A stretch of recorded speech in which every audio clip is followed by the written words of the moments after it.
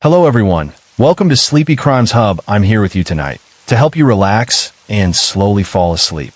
I know many of you are watching this video to rest your mind, so before we begin, please like the video and subscribe to the channel. Tell me in the comments, where are you watching from and what time is it right now? Now get comfortable, close your eyes if you like, take a deep breath and let go of the day. Let's gently begin with case 1.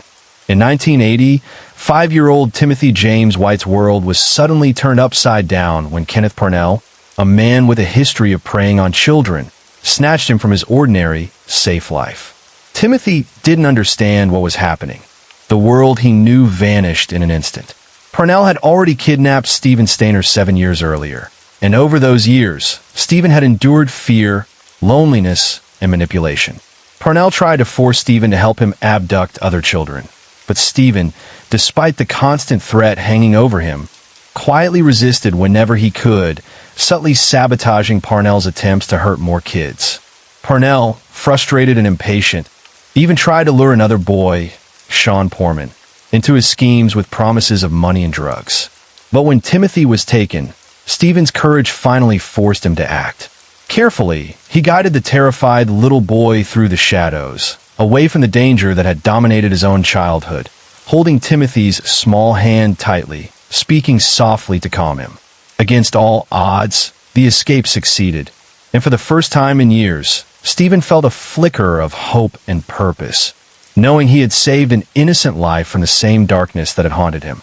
On February 13th, 1980, what began as an ordinary afternoon in a quiet neighborhood of Ukiah, California, turned into a nightmare for 5-year-old Timothy White. He was playing outside his parents' home, unaware that he was being watched. Sean Porman approached him casually, as if nothing was wrong. When Timothy sensed danger and tried to run back inside his house, everything happened in seconds. Porman shoved the small boy against a chain-link fence, forcing his tiny hands to lose their grip, then dragged him, kicking, screaming, and terrified, into a waiting car driven by Kenneth Parnell. The door slammed shut, and Timothy was taken away from everything familiar and safe. Parnell quickly began manipulating the frightened child, using the same grooming tactics he had once used on Stephen Stainer. He repeatedly told Timothy that his name was now Tommy, attempting to erase his real identity through fear and repetition.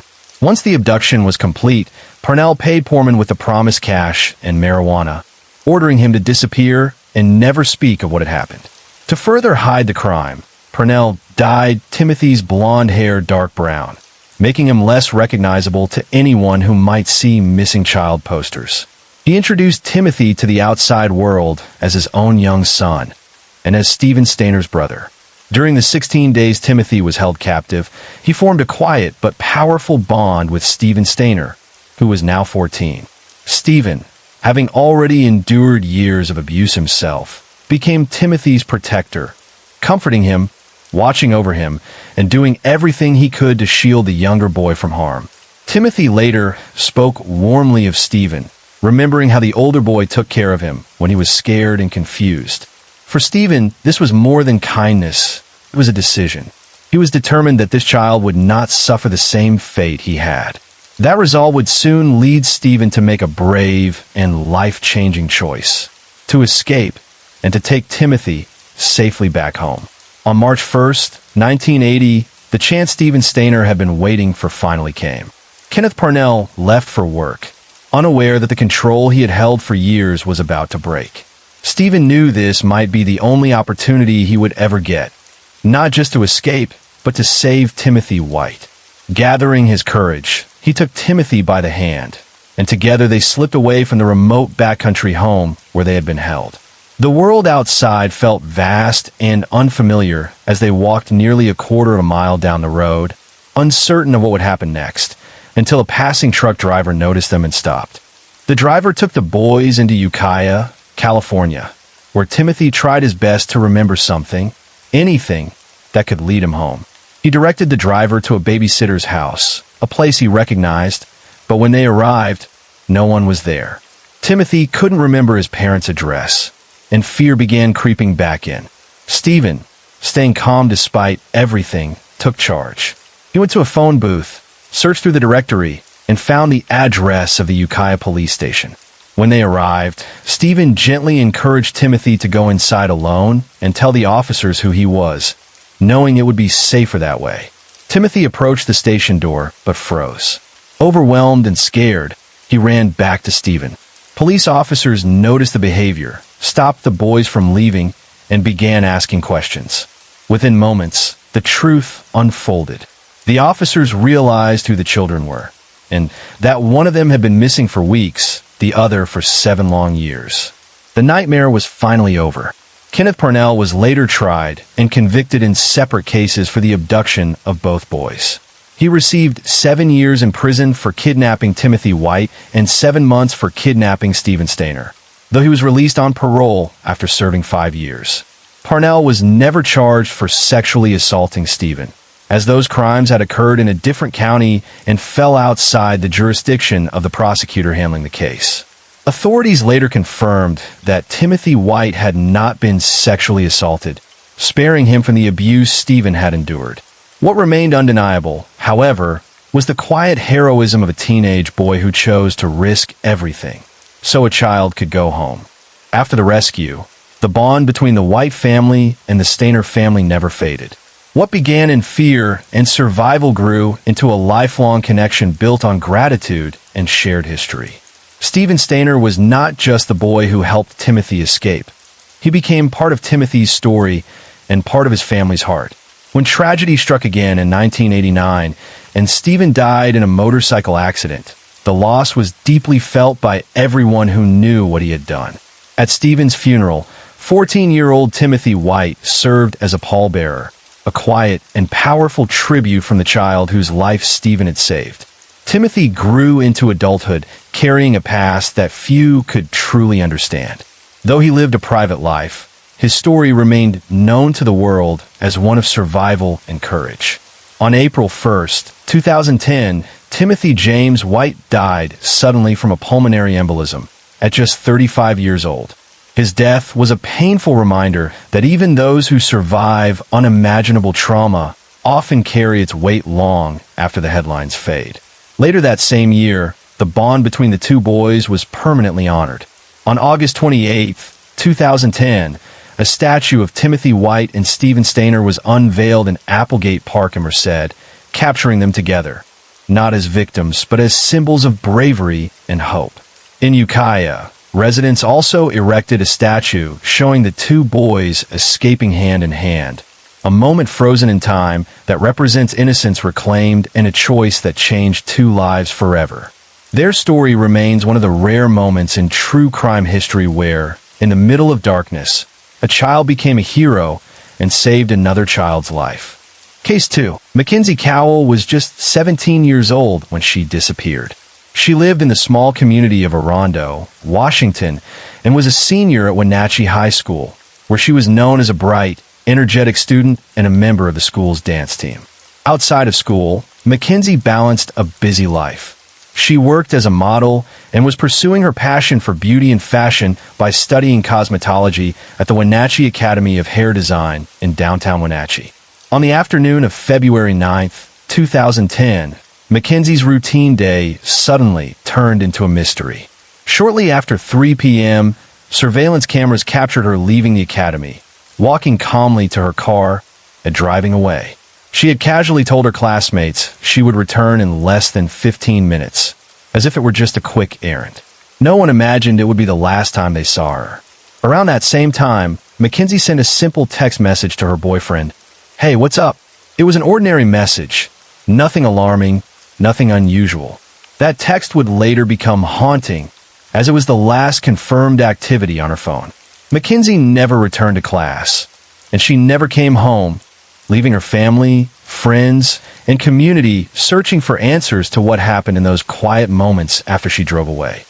When Mackenzie failed to return home that evening, worry quickly set in. At around 5:40 p.m., her father tried calling her phone, but each call went straight to voicemail. As the minutes passed with no response, the family's concern deepened. By the time 8 p.m. arrived, Mackenzie's usual curfew, and she still hadn't come home or made contact, her parents knew something was wrong. Later that night, a homeowner in a remote area of Chelan County contacted authorities after noticing a car abandoned near his driveway.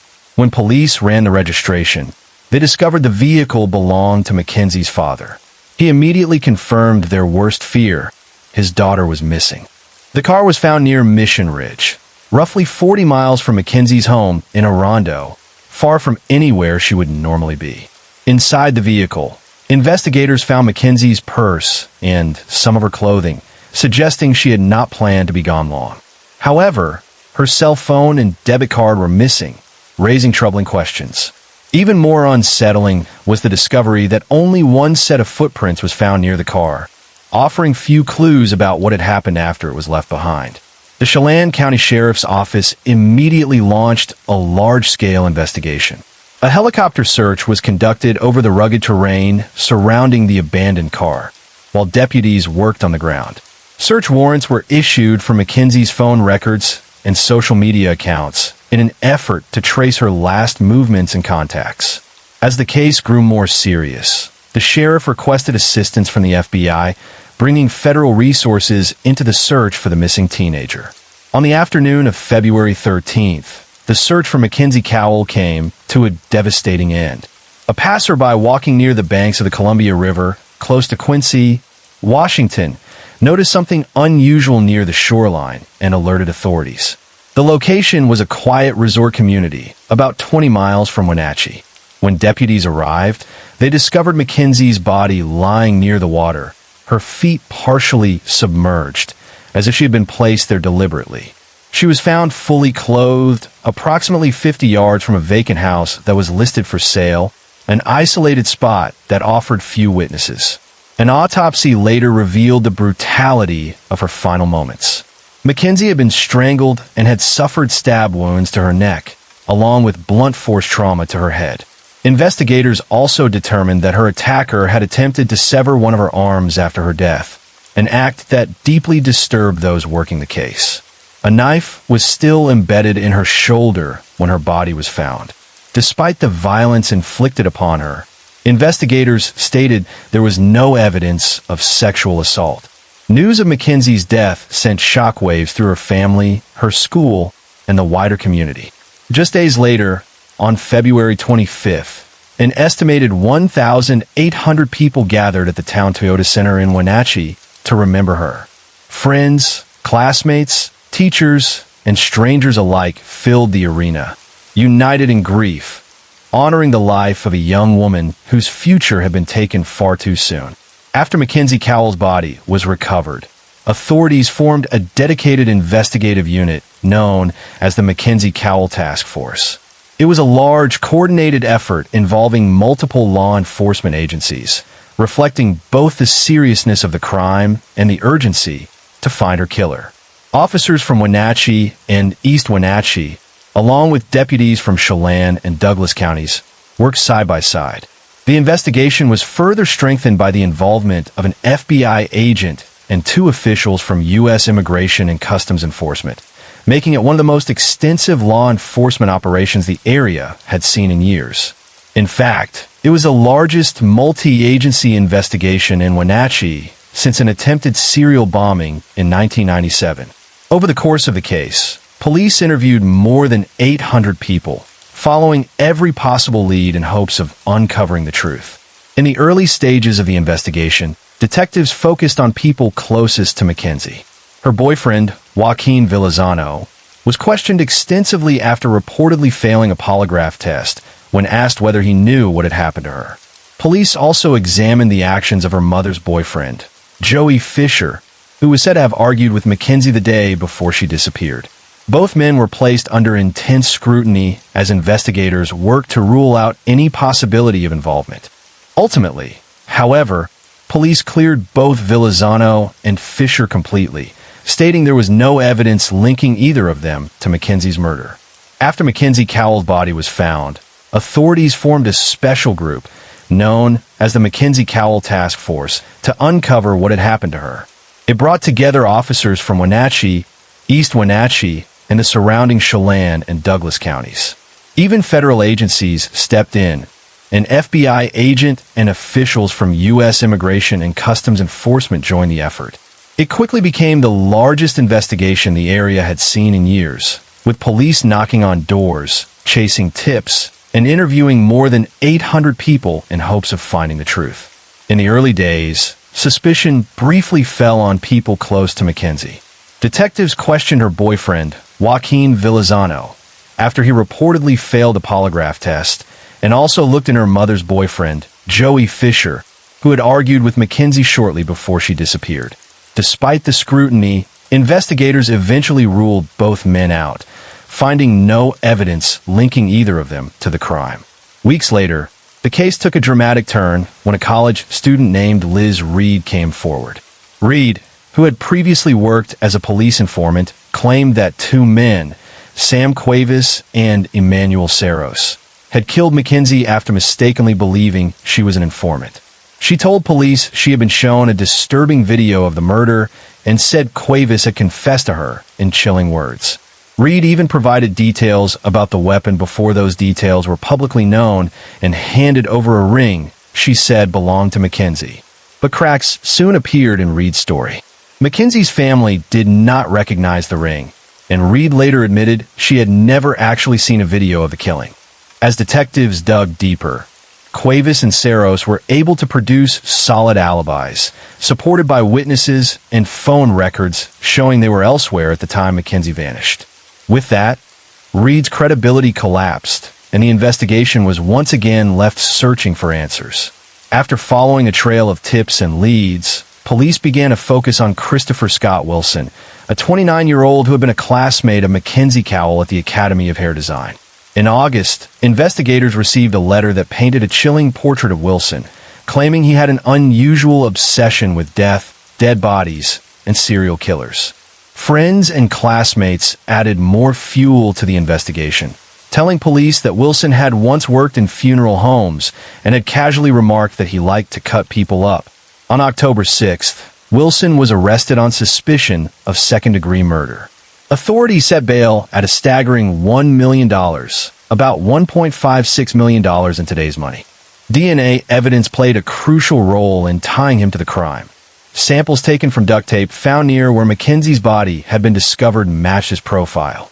Investigators also confirmed that Wilson had left the beauty school shortly after Mackenzie on the day she vanished, and 3 witnesses reported seeing a man who fit his description near her abandoned car. When police searched Wilson's apartment, they discovered blood that matched Mackenzie's DNA. The case deepened in December, when the Cowell Task Force made a second arrest. Tessa Schuleman, a friend of Wilson, was implicated, but she was never formally charged with aiding in the murder. Instead, she faced charges of obstruction of justice in an unrelated matter. Detectives reported finding numerous photos on Wilson's computer showing Schuleman posing as a dead person, in the same spot where Mackenzie's blood had been found in Wilson's apartment. Schuleman maintained that she had no idea about the blood and claimed she had been instructed by Wilson to pose there. In April 2011, prosecutors decided to upgrade the charges against Christopher Scott Wilson from second-degree murder to first-degree murder, asserting that his actions had been planned in advance. If convicted, Wilson faced a prison sentence ranging from 20 to 26 years. Before the trial even began, he made a bold decision. He rejected a plea deal that would have seen him serve about 6.5 years in exchange for pleading guilty to first-degree manslaughter. Wilson's defense was led by John Henry Brown, a high-profile Seattle attorney known for representing infamous clients like Ted Bundy and Colton Harris Moore. Brown's strategy was clear. He argued that the blood found in Wilson's apartment could have been planted, pointing out that, given the violent nature of Mackenzie Cowell's death, there should have been far more evidence present at the scene. The presiding judge allowed the defense to present evidence suggesting that other men, Sam Cuevas and Emmanuel Saros, might have been involved in the crime. At the same time, the judge prohibited the prosecution from introducing certain details about Wilson's past, including his work in local funeral homes, his Hannibal Lecter tattoo, and his online activity on DeviantArt and serial killer forums, details that could have biased the jury before the facts of the case were fully examined. As jury selection for Wilson's trial got underway, he made a sudden and dramatic decision. Rather than face the full trial, he accepted a new plea deal. He pleaded guilty to first-degree manslaughter in the death of Mackenzie Cowell, as well as first-degree robbery for taking her cell phone and second-degree assault in an unrelated case. The court sentenced him to 14 years and 3 months in prison. Even after entering the plea, Wilson continued to claim his innocence. He insisted that he had only agreed to the deal because he believed a fair trial was impossible. According to him, nearly 80% of the potential jurors had indicated on questionnaires that they either believed he was guilty or already knew details of evidence that the judge had ruled could not be introduced at trial. Wilson later tried to withdraw his guilty plea, but the Washington Court of Appeals denied his request. After serving his sentence, he was released from Monroe Correctional Center on December 11, 2023, finally walking out of prison nearly 13 years after the crime had occurred. Case 3. In the early hours of March 27, 2000, the quiet village of Tanjichu in Chechnya was shattered by a horrific act. Around 1 a.m., Colonel Whitey Budanov, commander of Division 13206, arrived at the village in an armored personnel carrier, accompanied by Sergeant Grigoriev, Sergeant Lian Shou, and Private Yegorov. Following orders from Budanov, the men forcibly took 18-year-old Elza Kungieva from her home on Zarekny Lane. Terrified and powerless, she was driven to the division's encampment, the noise of the vehicle echoing through the still night. By 3 a.m., the unthinkable occurred. In Trailer 131, reportedly Budanov's quarters, Kungieva was brutally strangled. Her life was violently taken in a place where she had no hope of escape. Her body did not remain there long. On Budanov's orders, Grigoriev, Lian Shou, and Yegorov carried her lifeless form to a secluded forested area near the encampment and buried it, attempting to hide the crime. When forensic experts examined the scene, the full extent of her suffering became clear. She had been beaten with a hard object, leaving visible bruises on her face, neck, right eye, and left breast. The forensic report described the marks on her neck, the condition of her blood vessels, and the state of her lungs, concluding that she had been strangled at around 3 a.m. Other injuries indicated she had been struck roughly an hour before her death, a cruel prelude to the fatal assault. Her body was exhumed the following morning, on March 28th, uncovering the brutal details of what had happened. The case shocked human rights organizations worldwide, serving as a grim reminder of the abuses faced by civilians in conflict zones. In the quiet village of Tanjichu, Chechnya, the night of March 27, 2000, was shattered by chaos. Around midnight, a deafening noise roused the Kungieva family from sleep. Outside their home, an armored personnel carrier rolled up, its headlights cutting through the darkness. Inside were 3 Russian soldiers, and their commander, Colonel Whitey Budanov. Visa Kungiev, Elza's father, immediately realized something was wrong. He hurried to warn his 5 children and ran to his brother's nearby house to seek help, hoping to summon assistance. But it was too late. Armed men stormed the Kungieva home, moving with the precision of trained soldiers. Budanov remained in the corridor, observing, while 2 of his men entered the bedroom and others stood guard. At first, the soldiers brought out the family's younger daughter, Kava. She screamed in terror. Budanov reportedly dismissed her cries, saying, "Let her go, take that one." And the men turned their attention to the eldest daughter, Elza. Before her father could intervene, she was seized, dragged outside, and loaded onto the APC. Witnesses later recalled the vehicle bore the number 391. The family was left in shock and disbelief.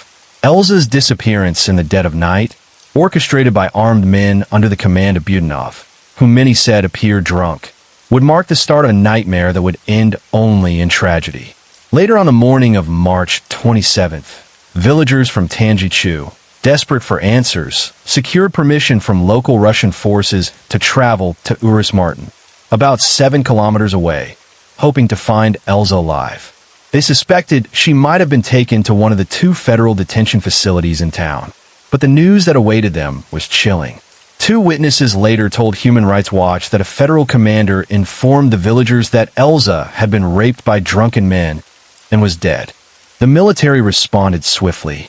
Colonel Budanov was taken into custody, and immediate steps were taken to assist the grieving Kungayeva family. Even before the courts had their say, high-ranking officials condemned Budanov's actions. On the evening of March 28, 2000, federal soldiers returned Elza's body to her family.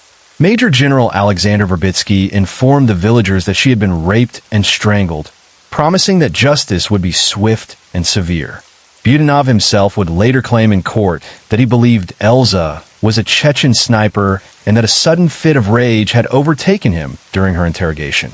The next day, March 29, 2000, Elza Kungayeva's funeral drew some of the highest-ranking Russian military officials involved in the Chechen conflict. Colonel General Valery Baranov, acting commander of the United Group of Forces, Majgen Valery Gerasimov of the Western Group of Forces, and his deputy, Majgen Verbitsky, all attended. Visa Kungayev recalled that these generals were supportive, helped cover funeral costs, expressed sympathy, and even sought his forgiveness for what had occurred.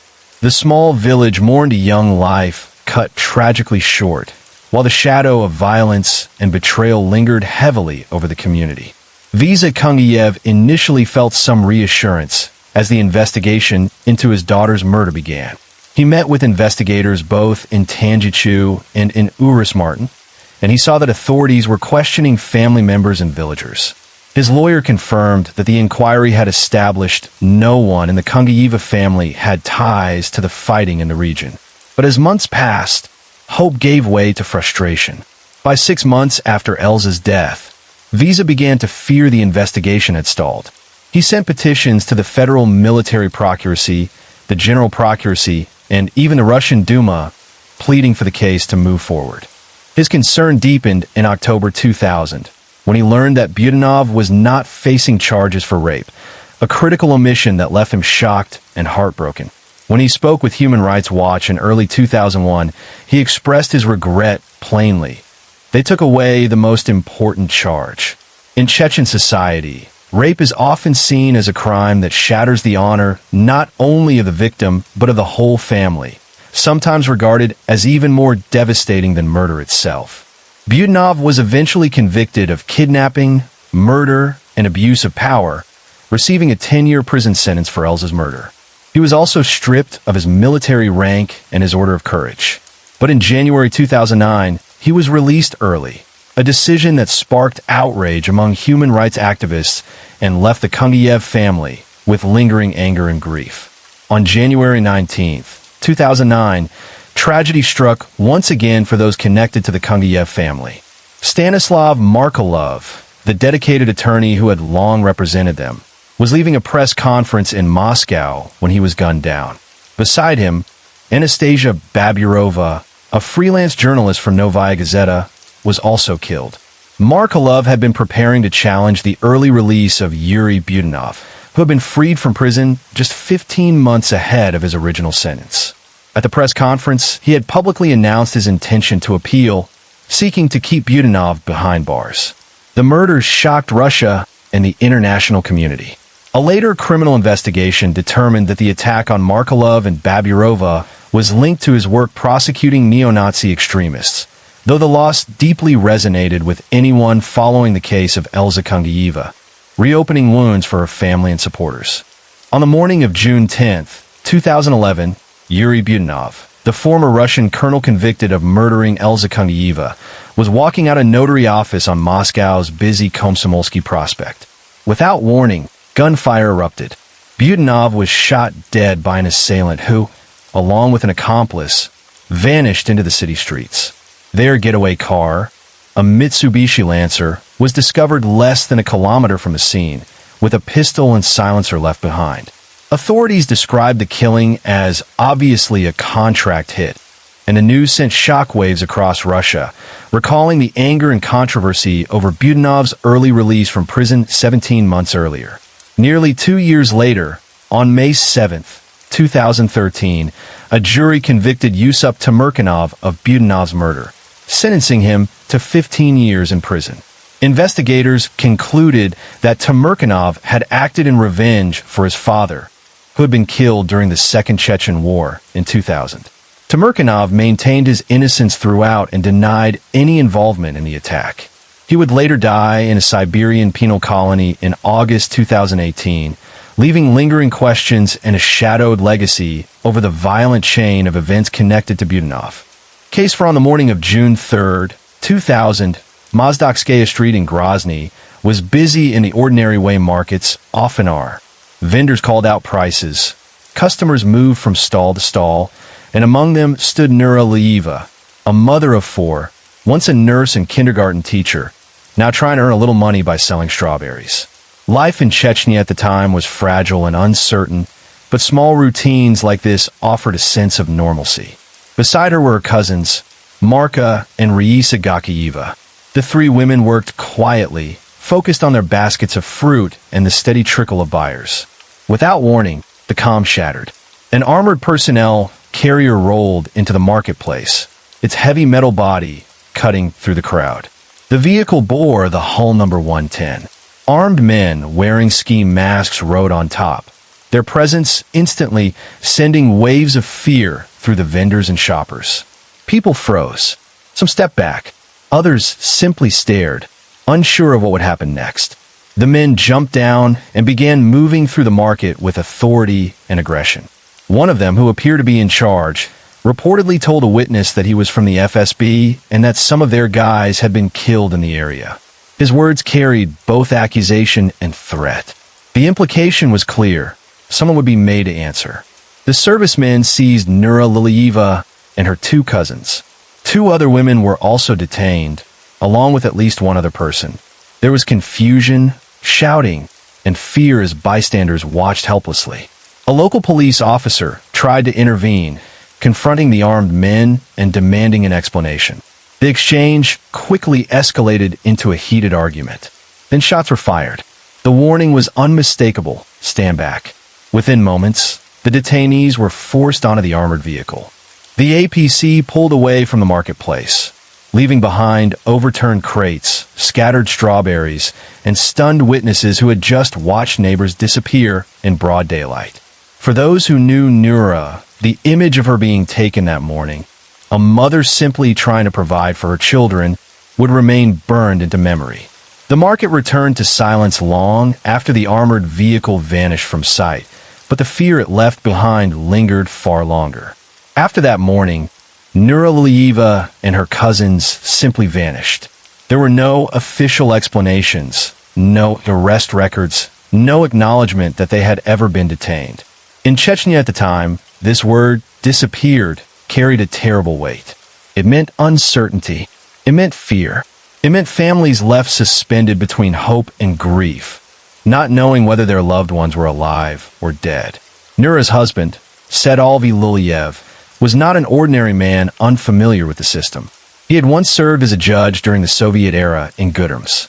He understood legal procedures, paperwork, and the channels of authority. Yet even with his experience and determination, he found himself powerless. He contacted officials from multiple ministries at different levels of government. He wrote petitions, filed complaints, and requested information. He traveled personally to detention centers and prisons across Chechnya and even beyond, throughout the North Caucasus, searching cell by cell, asking guards, pleading with administrators. Every door he knocked on led to the same answer: nothing. There was no official record of any security operation on Mozdokskaya Street that day. No documentation of arrests. No transport logs. It was as if the armored personnel carrier and the masked men had never been there at all, despite the many witnesses who had seen them. The absence of paperwork deepened the mystery and frustration. For the family, it felt like fighting against a wall of silence. Months later, in November 2000, the same marketplace where Nura had been taken was raided again. Armored vehicles returned, and the market was looted and destroyed. Authorities reportedly claimed that since March 2000, 18 Russian servicemen had either been killed or kidnapped in that area. But for families like the Lulievs, the destruction of the market felt like another blow, erasing not just a place of livelihood, but also a key location tied to unanswered questions about what had happened to their loved ones. In February 2001, 8 months after Nuralieva and the others were taken from the market, and shortly after the official investigation had been suspended for lack of information, a grim discovery brought devastating answers. In an abandoned summer cottage settlement known as Zdorovai, near Kankala, the main Russian military base outside Grozny, investigators uncovered a mass dumping site. Nearly 60 bodies were found there, most of them badly decomposed and disfigured. The scene was horrific. Many of the bodies had been blindfolded. Their hands were tied behind their backs. Some were missing ears. Several showed visible signs of torture. A number of the corpses had even been booby-trapped, as if someone had tried to ensure that the truth would remain buried or that those who searched would pay a price. It was not just a burial site. It was a place meant to conceal violence. Among the dead were Nura Lilieva and her 2 cousins. Their bodies were in such an advanced state of decomposition that they could not be identified by their faces. Instead, family members recognized them through small, intimate details, their earrings, their clothing. The ordinary items they had worn on a normal working morning at the market became the only way to bring them home. An autopsy later revealed that Nura had died from multiple powerful blows to the head with a solid blunt object. Medical experts estimated that she had been killed at least 3 months before the dumping site was discovered. After months of desperate searching, petitions, and unanswered questions, her husband finally had certainty. But it was the kind of certainty no family ever wants. Her body was returned to her home village, where she was laid to rest, leaving behind 4 children and a family whose lives had been permanently altered. On November 10th, 2006, more than 6 years after Nuralieva was taken from a crowded market in Grozny, her case reached an international courtroom. In Luliev and others versus Russia, the European Court of Human Rights delivered a powerful and deeply significant judgment. The court ruled that Russia had violated the European Convention on Human Rights in 5 separate ways. These included the right to life, the right to an effective investigation, the prohibition of inhuman or degrading treatment in relation to her family, the right to liberty and security, and the right to an effective remedy. It was a sweeping condemnation, not just of what had happened to Nura, but of how authorities had handled, or failed to handle, the aftermath. In its judgment, the court stated that it could not but conclude that Nura Lilieva had been apprehended and detained by state servicemen. The judges explained that the available evidence met the legal standard of proof beyond reasonable doubt. Even though the soldiers involved had never been officially identified, the court found that the responsibility ultimately rested with the state. In other words, the disappearance and death of Nura could not be dismissed as an unsolved mystery. It was a matter of state accountability. However, the court also noted an important limitation. While the circumstances strongly suggested unlawful detention and killing, the forensic description of her injuries did not allow the judges to conclude beyond reasonable doubt that she had been tortured or otherwise ill-treated prior to her death. The absence of definitive forensic proof meant the court could not legally affirm torture, even though the broader context of the case was deeply disturbing. As part of its ruling, the court ordered the Russian government to pay nearly 70,000 euros in damages to members of Nura's family. No financial compensation could undo the loss of a mother of 4 or erase years of fear, uncertainty, and grief. But the ruling marked an official acknowledgement at the highest European legal level that her disappearance and death were not random acts of violence, but serious violations of fundamental human rights. Case 5. Zebwayne Quinn was just 18 years old when he vanished, a teenager standing at the fragile edge between adolescence and adulthood. Born on May 12, 1981, he was living in Asheville, North Carolina, and working in the electronics department at a local Walmart. Those who knew him described him as friendly, polite, and full of plans for the future. He had enrolled in an ROTC program, a sign that he was thinking seriously about discipline, service, and direction in life. Like many young men his age, he was juggling work, dreams, and the excitement of independence. On the night he disappeared, January 2nd, 2000, Nothing outwardly seemed unusual. It was a Sunday evening, and he finished his shift around 9 p.m., clocking out like he had done many times before. That night, however, he had plans.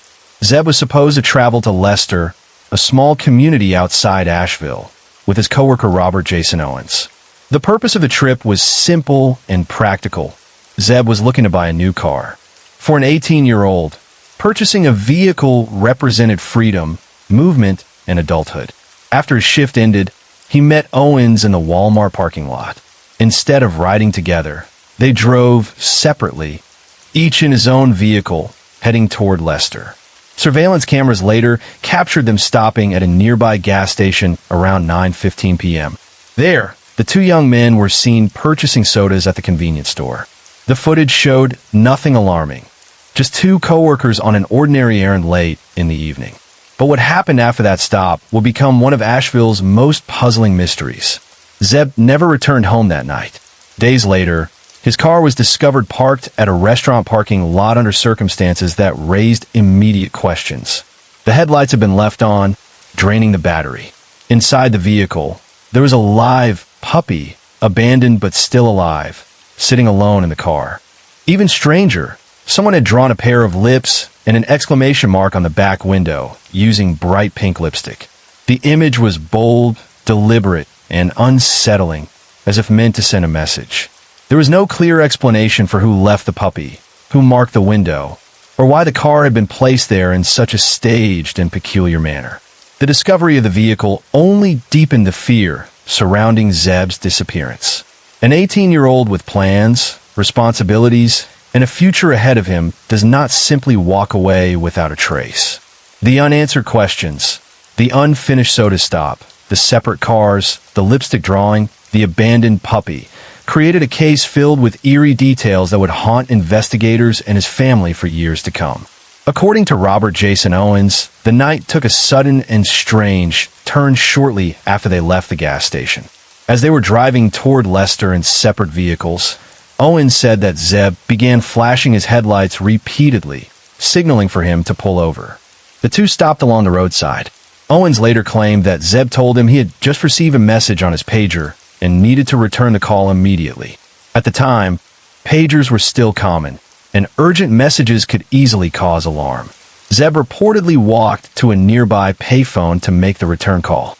When he came back, Owens described him as visibly shaken, frantic, unsettled, and no longer focused on their plans to look at the car. Zeb abruptly said he needed to cancel their trip.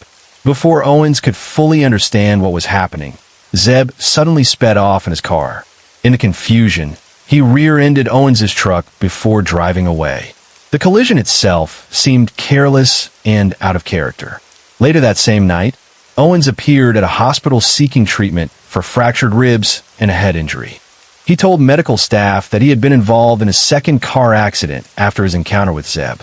However, no official accident report was ever filed with police regarding that alleged crash, a detail that would later raise serious suspicion. Meanwhile, back home, where he was growing, when Zeb failed to return and no one could reach him, his mother, Denise Vlahakis, knew something was wrong.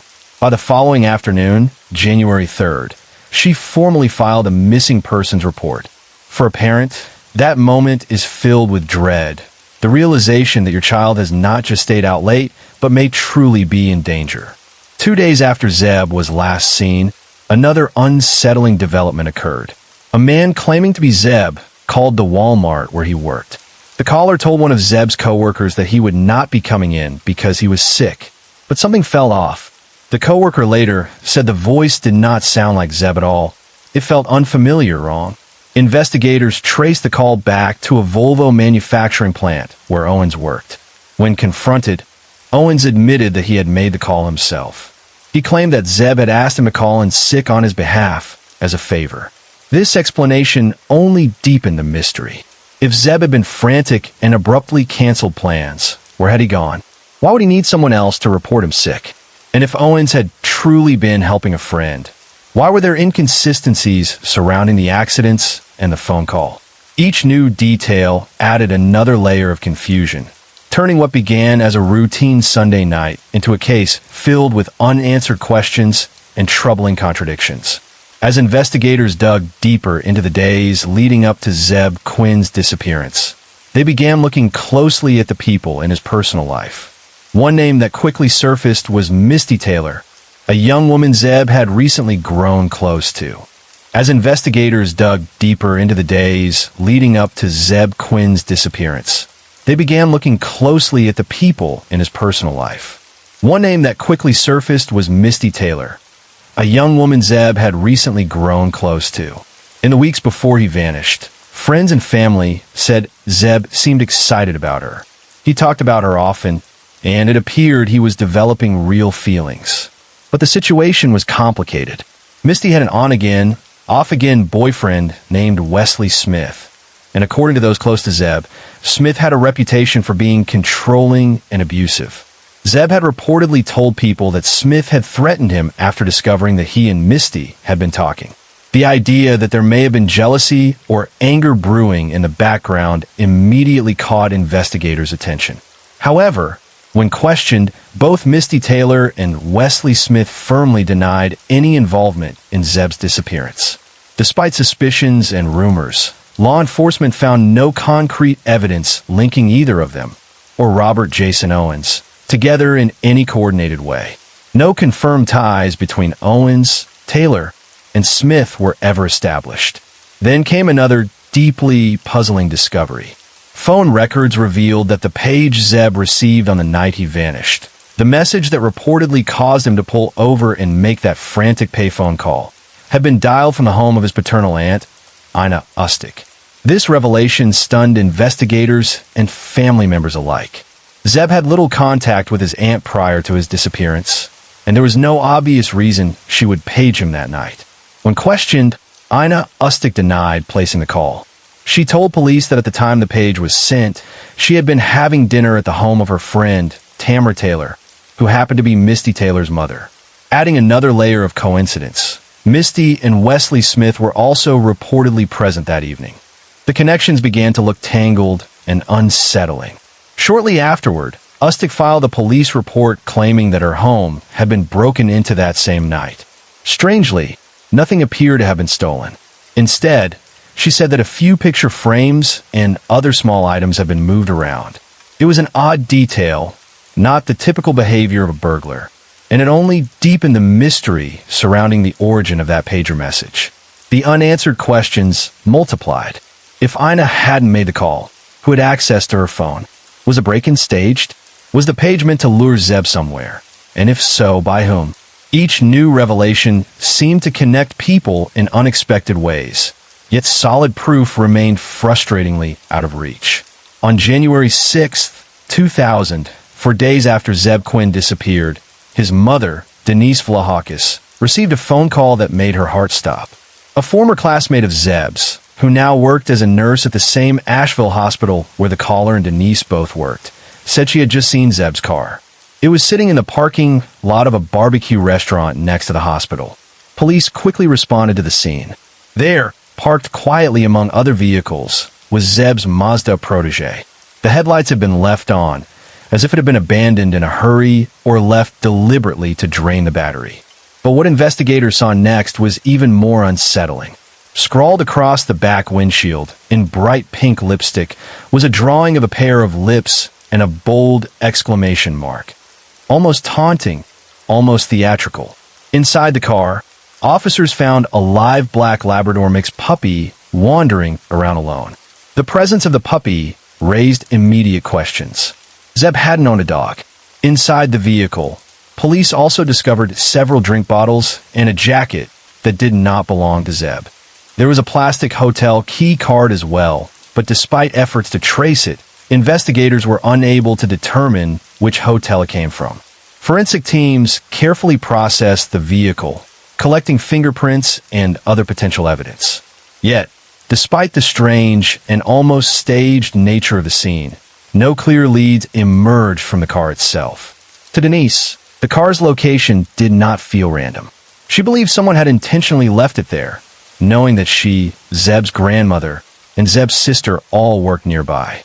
It seemed too deliberate, too personal, as though whoever was responsible wanted the family to find it. The idea that someone might be sending a message only deepened the family's fear. The abandoned puppy was eventually adopted by one of the investigators on the case, a small, bittersweet detail in an otherwise disturbing discovery. Soon after, another tip came in. A couple contacted local police and reported that they had seen Zeb's car being driven through downtown Asheville before it was found abandoned. They worked with investigators to create a composite sketch of the person they had seen behind the wheel. When the drawing was completed, police noted something striking. The sketch bore a strong resemblance to Misty Taylor, the young woman Zeb had been romantically interested in before he vanished. The mystery surrounding Zeb's disappearance only grew more complex. The abandoned car, the lipstick message, the puppy, the unexplained hotel key card, and now a sketch resembling someone already connected to the case. Each piece seemed significant. Yet none of it brought investigators any closer to answering the most important question. What had happened to Zeb Quinn? 15 long years passed with no answers in Zeb Quinn's disappearance. Then, in March 2015, his name resurfaced in a shocking and unexpected way. Robert Jason Owens, the same man who had been one of the last people to see Zeb alive, was arrested in connection with an entirely different and horrifying crime. Authorities charged Owens with the disappearance and murder of Christy Schoen, a former Food Network contestant, along with her husband, J.T. Codd, and their unborn child. As investigators dug deeper, Owens eventually admitted to killing the family, claiming he had accidentally run them over. He also pleaded guilty to dismembering their bodies. The brutality of the crime stunned the community. In April 2017, as part of a plea agreement with prosecutors, Owens was sentenced to between 60 and 75 years in prison without the possibility of parole. For many who had followed Zeb's case, the conviction reignited old suspicions. If Owens was capable of such violence, what had really happened back in 2000? Not long after Owens' arrest in the Schoen case, detectives reopened their focus on his property in connection to Zeb's disappearance. In June 2015, investigators revealed that they had uncovered disturbing materials buried beneath a layer of concrete. Hidden underneath were pieces of fabric, scraps of leather, and hard fragments that authorities described only as unknown. They also discovered white powdery substances, bits of metal, and broken concrete. Elsewhere on the property, numerous plastic bags were found containing what appeared to be pulverized lime or powdered mortar mix, materials sometimes used in attempts to conceal decomposition. Officials remained tight-lipped about the findings. They refused to confirm whether the fragments were human or whether they believed they had found Zeb's remains, citing the ongoing investigation. The secrecy only deepened the mystery and kept hope and fear alive for Zeb's family. Then, in July 2022, another twist emerged. It was revealed that Owens had told investigators back in 2018 that a family member was actually responsible for Zeb's death. According to his statement, this relative had killed Zeb, dismembered his body, and burned the remains. Owens claimed that evidence could be found in the Bent Creek experimental forest. The new claim added yet another layer of confusion to an already tangled case. Was Owens telling the truth, shifting blame, or trying to bargain for something? After more than 2 decades, Zeb Quinn's disappearance remained clouded in uncertainty. A story marked by strange clues, shifting narratives, and unanswered questions that refused to fade. In July 2017, more than 17 years after Zeb Quinn vanished into the night, a Buncombe County grand jury finally returned an indictment against Robert Jason Owens, charging him with first-degree murder. For Zeb's family, it was a moment filled with both relief and heartbreak. Relief that the case had not been forgotten, and heartbreak that it had come to this. The Asheville Police Department described the indictment as the result of years of relentless investigative work, close collaboration with the Quinn family, and persistence from the district attorney's office. Yet even with the charge in place, justice moved slowly. The trial was delayed multiple times due to staffing changes and, later, the sweeping suspension of jury trials during the COVID-19 pandemic. Time stretched on once again. By July 2022, prosecutors and defense attorneys signaled that a possible plea deal might be reached. A tentative court date of July 25th was mentioned, though even that depended on whether Zeb's family could be present. After decades of uncertainty, the case was approaching a turning point, but no one knew what that turning point would look like. On July 25th, 2022, Robert Jason Owens stood in court and pleaded guilty, not to murder, but to the lesser charge of accessory after the fact to first-degree murder. Through his attorneys, Owens delivered a dramatic and controversial version of events. He claimed that his now-deceased uncle, Walter Gene Owens, had been the one who killed Zeb. According to Robert, Zeb had been caught in a tense love triangle involving Misty Taylor and Wesley Smith, and jealousy had spiraled into something deadly. He alleged that Smith hired Gene to carry out the murder. Robert said that he and Zeb were unknowingly lured to Pisgah National Forest under the pretense of meeting Taylor, only to find Gene waiting instead. There, Robert claimed, Gene shot Zeb with a .22 rifle, dismembered his body, and burned the remains. Robert admitted that he helped cover up the crime. Prosecutors met this account with clear skepticism. Much of the story relied on the word of a man already serving what amounted to a life sentence for two unrelated murders. Still, the court accepted the plea agreement, noting that there was not enough strong physical evidence directly tying Robert to the act of killing Zeb. He was sentenced to 12.5 to 15 3/4 years in prison, to run concurrently with his existing sentence. Legally, however, one crucial fact was now established. Zeb Quinn had been murdered. Even if every detail might never be known, the law no longer considered his fate a mystery of disappearance, but confirmed homicide. Over the years, Zeb's case has captured national attention. It was featured in the February 2001 issue of Spin magazine, bringing early media focus to the strange circumstances surrounding his vanishing. In 2012, the case reached a wider television audience when it was covered on the series Disappeared, renewing public interest and speculation. More recently, in April 2024, the story was explored by the Case File True Crime podcast, once again reminding listeners of the unanswered questions that still linger. Despite indictments, plea deals, and shifting accounts, Zeb Quinn's story remains haunting.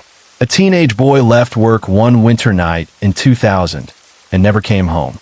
Decades later, the truth feels closer than it once did, yet still just out of reach, buried somewhere between conflicting confessions, fading memories, and the silence of the forest where his life was said to have ended. Case 6 on the night of January 15th, 2001, 18-year-old Townsend found herself alone at her boyfriend Joe Leal's house in a rural part of Bandera County, Texas. Leal, who was involved in drug dealing, had unknowingly become a target for one of his own clients. Ramiro Felix Gonzalez, also 18, broke into the home, hoping to steal cocaine that he believed Leal kept there. Instead, he stumbled upon Townsend. When she tried to call for help, Gonzalez quickly overpowered her, tied her up, and ransacked the house. Though he found no drugs, he took cash before dragging her into his truck. Gonzalez drove Townsend to his grandfather's ranch in nearby Medina County. Terrified and pleading for her life, Townsend endured a harrowing ordeal. Gonzalez sexually assaulted her before ultimately shooting her with a hunting rifle, ending her life. Her body was left in a field in southwest Texas, near the small town of Bandera, hidden from sight. For over a year, Townsend remained missing, her fate unknown to her family and friends. Law enforcement investigations continued, but it was only after Gonzalez was arrested 8 months later for a separate kidnapping and rape of a woman named Florence Tyke in September 2001 that authorities were able to piece together his crimes. Following his conviction in the Tyke case, Gonzalez received 2 consecutive life sentences, though the murder of Townsend had remained unsolved at the time. Her story stands as a tragic reminder of the dangers that lurked behind seemingly ordinary rural streets and the long, painful journey for justice that her family endured. About a year into his prison sentence, Gonzalez unexpectedly requested a meeting with Sheriff James McMilliam. During that meeting, he claimed to know what had happened to Townsend. At first, McMilliam was skeptical of Gonzalez's story, thinking it might be another ploy or false confession. But as Gonzalez provided increasingly specific details about where Townsend's body had been left, the sheriff realized he was speaking with someone who truly knew the truth. In October 2002, acting on Gonzalez's directions, authorities located Townsend's skeletal remains in the field where he had abandoned her. The discovery confirmed the grim reality of her death. Initially, Gonzalez tried to deflect blame, concocting stories that implicated Townsend's boyfriend and even inventing a Mexican gang to take responsibility. He also claimed he had only helped dispose of the body or was following orders to commit the murder. Over time, however, he admitted the full truth. He had personally kidnapped, raped, and killed Townsend, taking sole responsibility for the horrific crime. Ramiro Felix Gonzalez was born on November 5, 1982, in Texas, and his early life was marked by instability and neglect. Because his mother, only 17 at the time, struggled with severe drug addiction and alcoholism, even attempting to overdose while pregnant with him. He was raised by his grandparents. Gonzalez did not meet his father until he was 19, when both were in prison. Before his arrest for murder, Gonzalez worked in physically demanding jobs, including fence building and welding.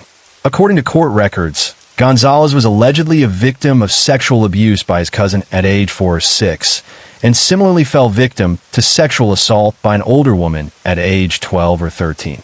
Gonzalez struggled academically throughout his school years. Although medical evaluations confirmed that he had a normally functioning brain, his school records labeled him as developmentally delayed.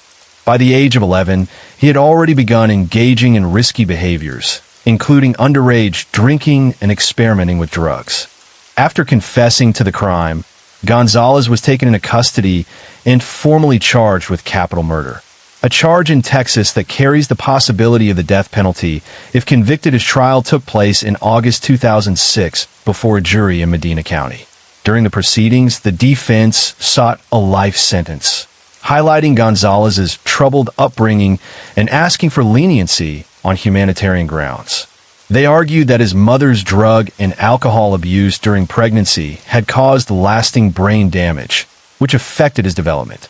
The prosecution countered these claims by presenting expert testimony stating that Gonzalez had no major mental health issues or brain damage. State psychiatric experts argued that he demonstrated a high likelihood of reoffending, supporting the case for the death penalty. Years later, in 2022, the psychiatrist who had testified about Gonzalez's dangerousness recanted, acknowledging that his original assessment was based on a now discredited 1986 study on recidivism and that he no longer believed Gonzalez posed a threat to society. Despite this later recantation, the jury at the 2006 trial unanimously found Gonzalez guilty of capital murder and sentenced him to death. On June 17, 2009, the Texas Court of Criminal Appeals denied Ramiro Gonzalez's direct appeal of his death sentence and murder conviction. He filed a second appeal on February 1, 2012, but although the Texas Court of Criminal Appeals dismissed it, the case was sent back to the lower courts for reconsideration of some grounds. On April 10, 2015, the Fifth Circuit Court of Appeals rejected his appeal against the death sentence. Later that year, in December 2015, the U.S. Supreme Court denied his final appeal, and a death warrant was issued for May 3, 2016, setting his execution for August 10, 2016. However, legal issues caused the execution to be delayed. Gonzalez filed another appeal, which the Fifth Circuit rejected on September 17, 2019. Eventually, Gonzalez's execution was rescheduled for July 13, 2022, but was stayed again pending appeal. One unusual and highly publicized element of this appeal was Gonzalez's request to donate a kidney to an unknown recipient as an act of atonement for his crime. Significant developments in his appeals came from Edward Gripon, the psychiatrist whose testimony had originally supported Gonzalez's death sentence. Gripon recanted his earlier conclusions, stating that he had relied on discredited research and on written statement from Gonzalez's former cellmate, Frederick Ozuna, who later recanted under oath, claiming he had been threatened by authorities to implicate Gonzalez. Gripon concluded that Gonzalez was no longer a danger to society, citing his rehabilitation and clean behavior record in prison. Another aspect of Gonzalez's appeal focused on a violation of his religious rights. He claimed that prison authorities had denied his spiritual advisor the ability to hold his hands during the execution procedure, which he argued infringed on his religious freedom. These developments added new layers to the legal proceedings, significantly delaying the enforcement of his death sentence. In 2024, 2 years after a previous day of execution, a third death warrant was issued for Ramiro Felix Gonzalez, scheduling his execution for June 26th, the 42nd birthday of his victim, Bridget Townsend. Gonzalez's legal team made a final plea for clemency, emphasizing his traumatic upbringing, his remorse since 2001, and his religious conversion while in prison. They also highlighted Gonzalez's efforts to reach out to Townsend's family through letters and his tearful appeal for forgiveness in a clemency video. Despite these efforts, the 7-member Texas Board of Pardons and Paroles unanimously denied both the clemency request and a 6-month reprieve on June 24, 2024. On June 26, 2024, at the age of 41, Gonzalez was executed by lethal injection at the Huntsville unit. He was pronounced dead at 6:50 p.m. after receiving a single dose of pentobarbital. In his final words, Gonzalez expressed sorrow for killing Townsend and conveyed hope that her family could find healing and closure. His execution took place less than 2 hours after the U.S. Supreme Court rejected his last-minute appeal, which had argued that, based on a reassessment by a medical expert, Gonzalez was no longer a threat to society, a point that, if accepted, could have spared him from the death penalty. Following the execution of Ramiro Gonzalez, Bridget Townsend's family spoke publicly about their emotions and perspective on justice. Her brother, David Townsend, told the press that the execution marked the end of a long and painful journey, and that justice had finally been served. He had previously criticized the media and others for portraying Gonzalez as a reformed man, emphasizing that the death penalty was justified because of the unforgivable nature of Gonzalez's crimes, raping and murdering his sister. Townsend's mother, Patricia, also commented on the timing of the execution, which coincided with what would have been her daughter's 42nd birthday, though some news outlets mistakenly reported it as her 41st. She described the timing as a small comfort, stating that it was fitting that Gonzalez was set to leave the world the same day Bridget came into it. Patricia firmly rejected Gonzalez's apology, emphasizing that difficult childhoods do not excuse the choice to commit such a violent act. In contrast, Gonzalez's attorneys, Thea Posel and Raul Skoman, released a statement asserting that their client had changed over the decades. They described him as a deeply spiritual, generous, patient, and intentional person who had come to feel genuine remorse for his actions. Gonzalez became the second person executed in Texas and the 8th in the United States in 2024. His case remains a stark example of the long legal and emotional journey surrounding capital punishment, rehabilitation claims, and the enduring pain of victims' families. Case 7 Kobe Mandel and Yosef Ishran, age 13 and 14, live in the Israeli settlement of Tico in Gush Etzion, near the West Bank town of Tuku. Kobe held dual citizenship in the United States and Israel. On May 8, 2001, the boys skipped school and went hiking in the surrounding Judean desert. Initially, their parents were not alarmed, assuming the boys had gone to school and possibly traveled to Jerusalem for a political demonstration. However, when they failed to return home by midnight, their parents contacted the authorities to report them missing. The following morning, the lifeless bodies of Kobe Mandel and Yosef Ishran were found inside a cave near their West Bank settlement of Tico.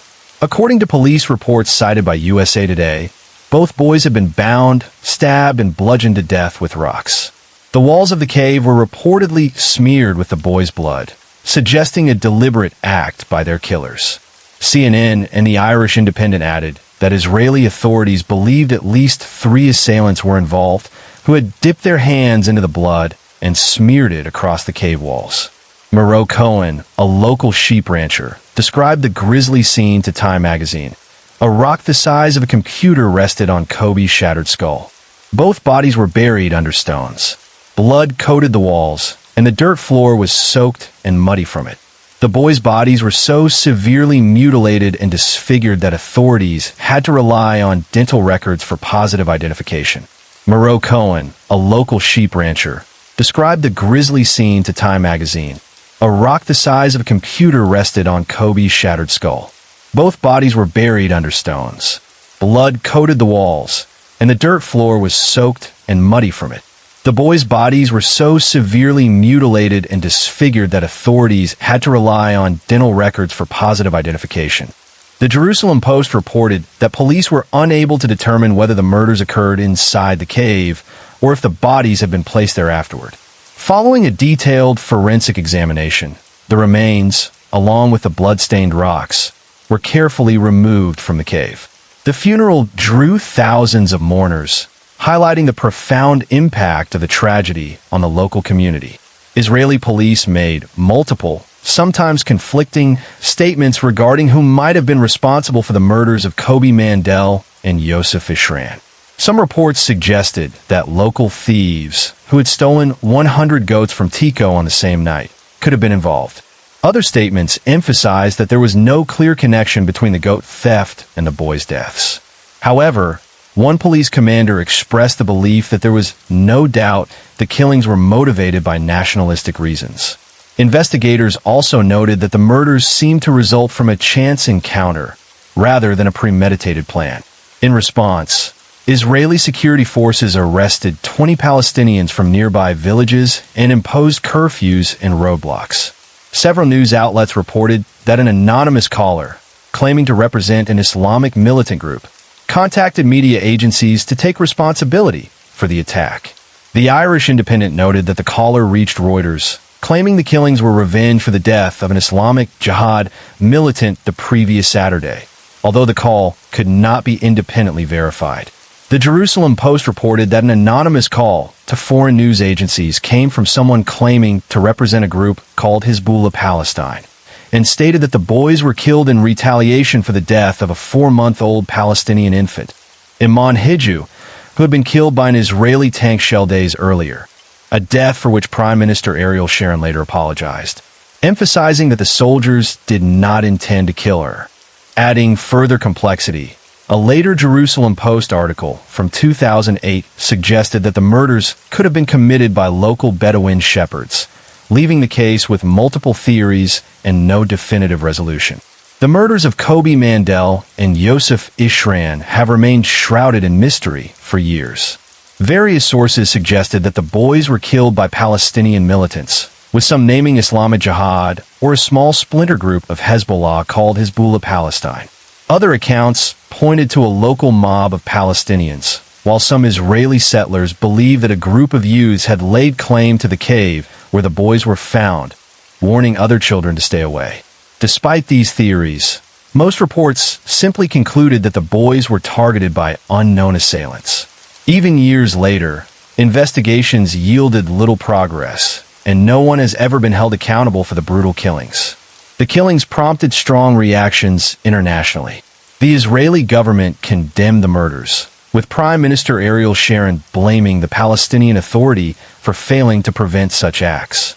Sharon also criticized Palestinian media for promoting violence, pointing to music videos depicting children throwing stones. The Palestinian Authority condemned the killings as well.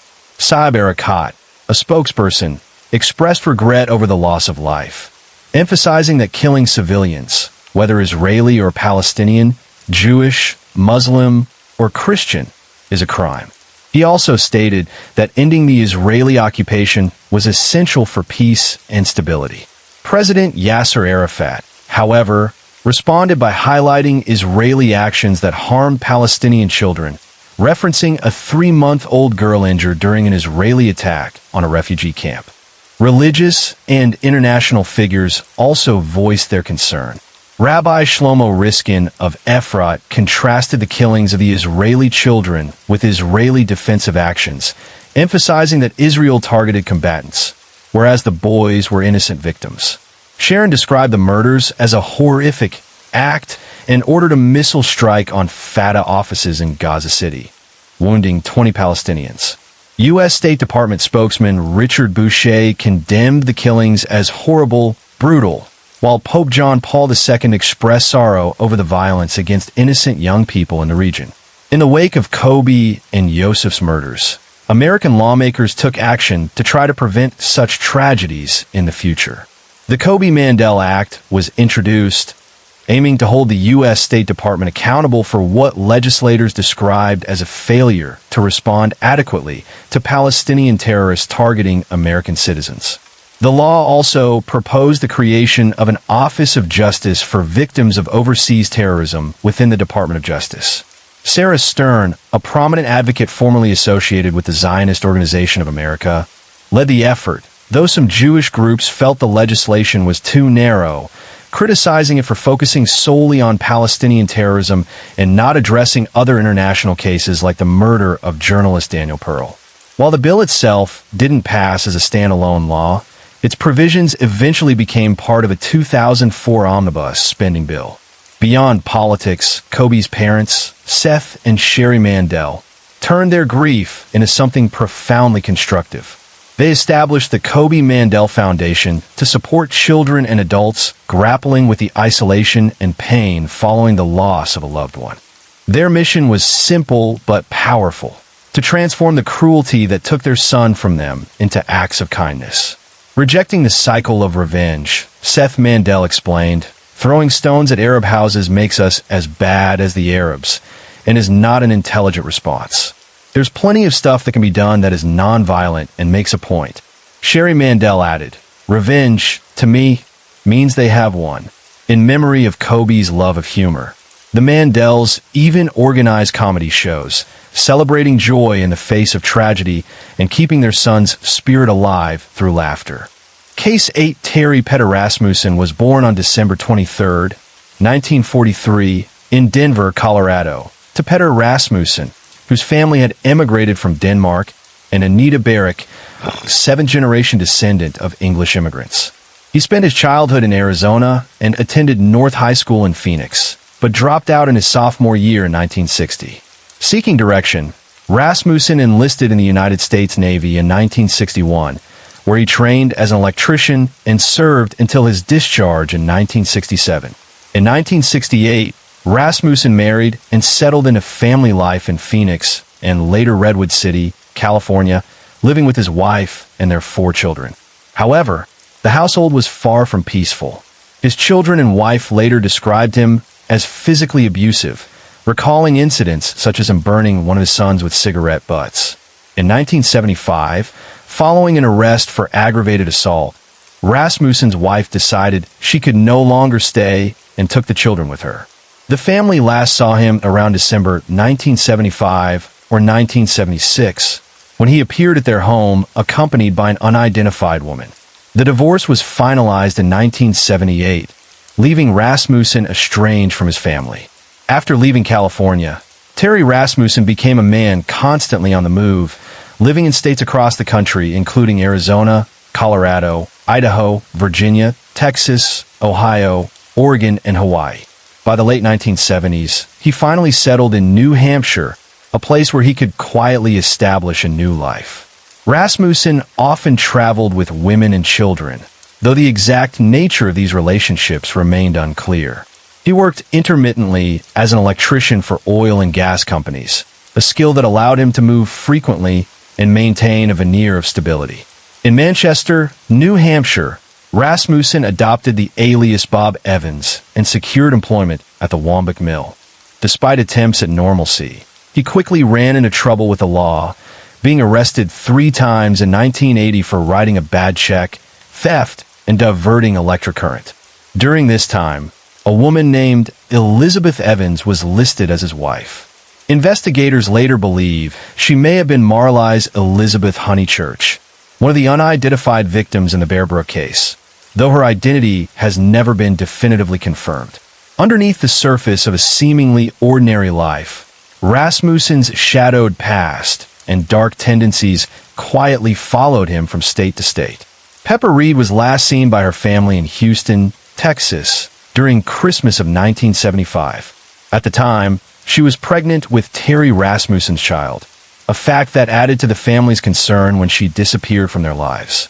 Reed's relatives later believed she may have moved to California, but no one ever saw her again. In 1976, Reed gave birth to a daughter, Ray, the child of Rasmussen. Despite her birth, Pepper herself vanished from public records later in the 1970s and was eventually declared a missing person. Tragically, Reed's life was also cut short. She would later be identified as one of the victims found in the second Bear Brook barrel in 2000, a fact confirmed only decades later in 2025. Investigators estimate that Ray was between 2 and 4 years old when she was murdered, her brief life forever overshadowed by the dark path of the man who fathered her. In 1978, Terry Rasmussen began dating Marlies Honeychurch, a woman who had already been married twice and had a daughter from each of her previous marriages. On Thanksgiving that year, Honeychurch was last seen in La Puente, California. After an argument with her family, she left with Rasmussen, taking her 2 young daughters with her, 6-year-old Marie Elizabeth Vaughn and 1-year-old Sarah Limacquaters. None of them were ever seen again by their loved ones. Years later, on November 10th, 1985, the shocking discovery of Marlies and 6-year-old Marie's bodies in a barrel at Bear Brook State Park in Allenstown, New Hampshire, revealed the tragic fate of the family. Both had died from blunt force trauma to the head. 15 years later, on May 9th, 2000, a second barrel was uncovered just 100 yards from the first. Inside were the remains of 1-year-old Sarah and Ray Rasmussen, Terry's daughter with Pepper Reed. Investigators believe that all 4 victims were murdered around the same time, and that the second barrel had been missed in 1985 because of its distance from the first. The identities of Marlies and her 2 daughters remained unknown for decades, finally confirmed through DNA profiling in 2019, bringing a measure of closure to a story that had haunted investigators and families for over 3 decades. While living under the alias Bob Evans, Rasmussen became involved with Denise Bowden. After Thanksgiving in 1981, Bowden vanished from Manchester, taking with her her 6-month-old daughter. Authorities believe Rasmussen murdered Bowden, though her body has never been recovered. At the time, her disappearance went largely unnoticed, as her family assumed she had left town due to financial troubles. For several years throughout the early 1980s, Rasmussen kept Bowden's daughter, whom he called Lisa, posing as her father. His criminal pattern continued. In 1985, he was arrested in Cypress, California, under the name Curtis Kimball for driving under the influence and endangering the welfare of a child, but he failed to appear in court. Over the next year, Rasmussen adopted yet another identity, calling himself Gordon Jensen, and abandoned the child at an RV park in Scotts Valley, California. Rasmussen's evasions persisted. In 1987, using the alias Jerry Mockerman, he was arrested for driving a stolen vehicle, and his fingerprints ultimately connected him back to the Curtis Kimball identity. 2 years later, in 1989, he was sentenced to 3 years in prison for child abandonment. An additional child abuse charge was dropped, likely as part of a plea agreement. Paroled in 1990, Rasmussen wasted little time before disappearing again, leaving the system behind and resuming his life as a fugitive. Rasmussen reappeared in December 1999 under a new alias, Larry Vanner, when he was introduced to California-based chemist Unsoon Jun through her family. The two married in an unofficial ceremony in 2001, but their relationship soon turned fatal. Just 6 months later, June disappeared. Authorities would later discover her body buried in cat litter inside their home, the victim of blunt force trauma to the head. In November 2002, Rasmussen was arrested for her murder. In 2003, he entered a no-contest plea to charges related to June's death and dismemberment, receiving a sentence of 15 years to life. The plea reportedly came as a strategic move. Contra Costa County Homicide Detective Roxanne Gruenheid suspected Rasmussen acted after overhearing her plans to request a paternity test for Lisa, the child he had previously taken in California, hoping the guilty plea would divert attention from his past crimes. Investigators soon confirmed Rasmussen's trail of aliases: Vanner, Jensen, and Kimball, linking him to the earlier child abandonment case. DNA testing eventually proved that he was not Lisa's biological father, but the search for her family stretched on for years, unresolved. Rasmussen spent his final years in prison. On December 28, 2010, at the age of 67, he died at a high desert state prison from a combination of lung cancer, chronic obstructive pulmonary disease, and pneumonia, closing the chapter on a life marked by deception, violence, and tragedy. By 2013, San Bernardino detective Peter Headley had taken over the long cold case of Lisa, the child who had grown up thinking her abductor was her father. Advances in genealogy and the rise of online DNA databases offered a new avenue of hope. In 2015, with the help of genetic genealogist Barbara Ravener, Lisa finally uncovered the truth. The man she had called father for years was, in fact, her kidnapper. When Lisa's biological father was shown a mugshot of a man known as Curtis Kimball, he immediately recognized him as Bob Evans. This revelation linked Evans to New Hampshire during the same period as the notorious Bear Brook murders. On January 26, 2017, authorities went public. Bob Evans was now officially a suspect in both the disappearance of Denise Bowden and the Bear Brook cases. DNA testing confirmed that he was indeed the father of the middle child found in Allenstown, but Bob Evans was only an alias, and his true identity remained a mystery. In June 2017, in a bid to uncover his true identity, police released a video of a 2002 interview with Bob Evans following his murder of Eunsoon Jun. The breakthrough came just 2 months later. Through Y-DNA testing using a sample from one of his children from what is believed to be his first marriage, authorities confirmed that Evans was, in fact, Terry Petter Rasmussen.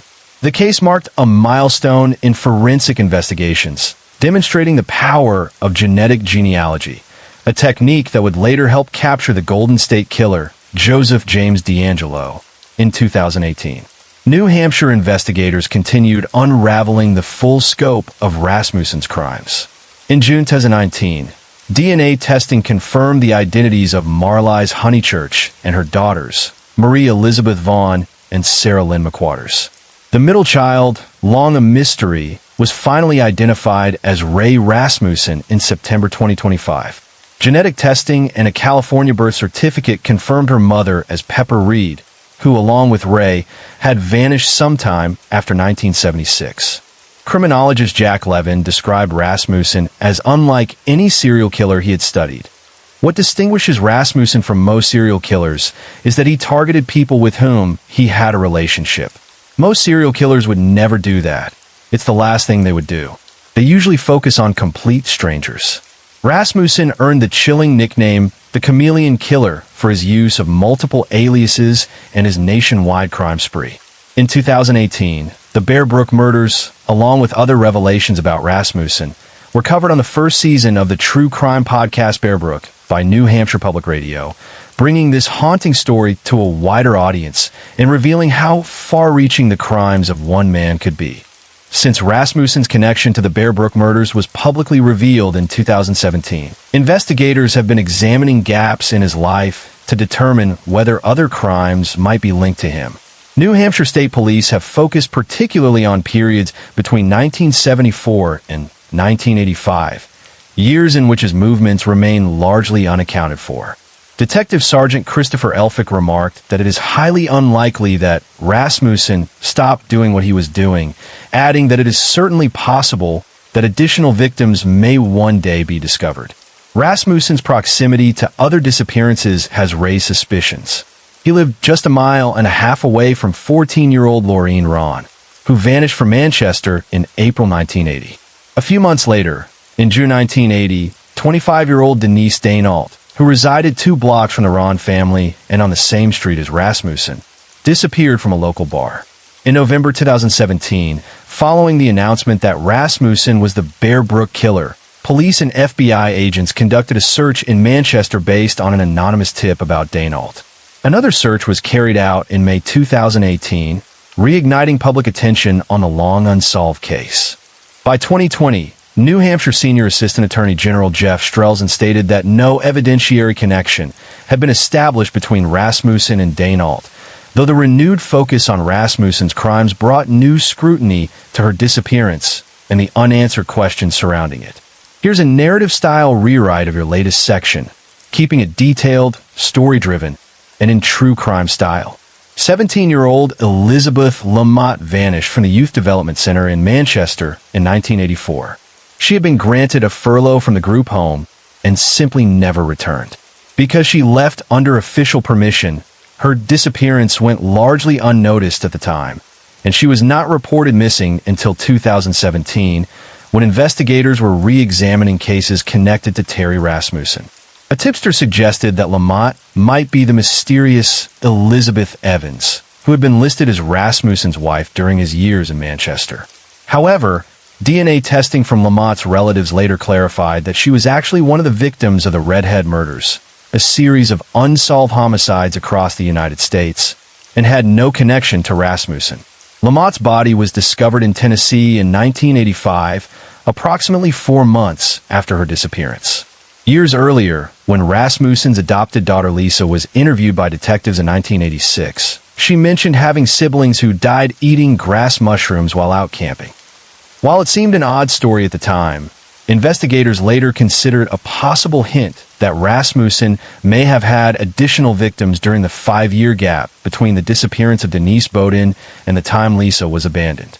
Rasmussen's potential involvement in other unsolved deaths continued to draw attention. San Joaquin County Assistant Sheriff John Huber suggested that Rasmussen could be responsible for the death of Amanda Schumann Deza. In 1995, Deza's body was discovered by scavengers inside a refrigerator dumped into a canal in Holt, California. Like Rasmussen's confirmed victims, she had died from blunt force trauma to the head. Previously unidentified, she had been referred to as the San Joaquin Jane Doe, or the Lady in the Fridge. On February 23, 2023, advances in forensic genealogy allowed the Othram lab to finally confirm her identity as Amanda Schumann Deza, highlighting the ongoing trail of victims potentially linked to Rasmussen.